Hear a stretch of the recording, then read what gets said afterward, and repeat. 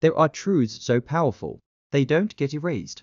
They get buried, hidden in symbols, passed through bloodlines, protected by those willing to die for them. Tonight, we're stepping into one of the most forbidden conspiracies in spiritual history. The truth about Jesus, the Knights Templar, and a secret the Church could never afford to let survive. This is not religion. This is remembrance. What you're about to hear comes from esoteric traditions, suppressed texts, and ancient symbolism, not official doctrine. You don't have to believe any of it. Just listen, and notice what stirs. What if Jesus was never meant to be worshipped, but initiated? Early mystical traditions describe Jesus as a fully awakened being, someone who realized divine consciousness lives within the human form.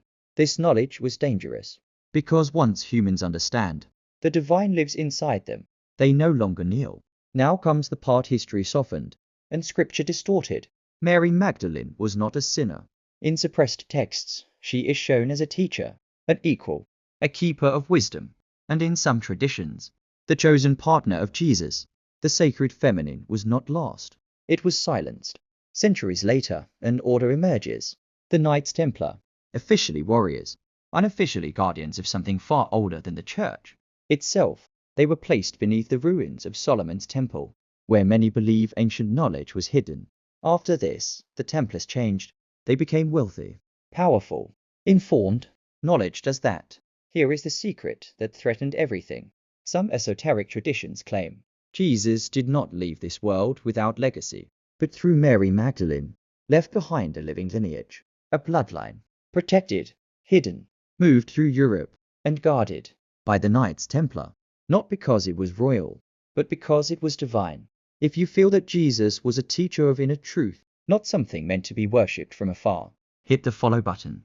In 1307, the Knights Templar were suddenly accused of heresy and destroyed. But look closely at the accusations: rejecting the cross, honoring hidden knowledge, worshipping inner divinity. These were not crimes, they were confessions. We're living in a time where buried truths are resurfacing. People are questioning authority, reclaiming inner knowing, remembering who they are. This isn't about belief, it's about remembering who you were before you were told to forget.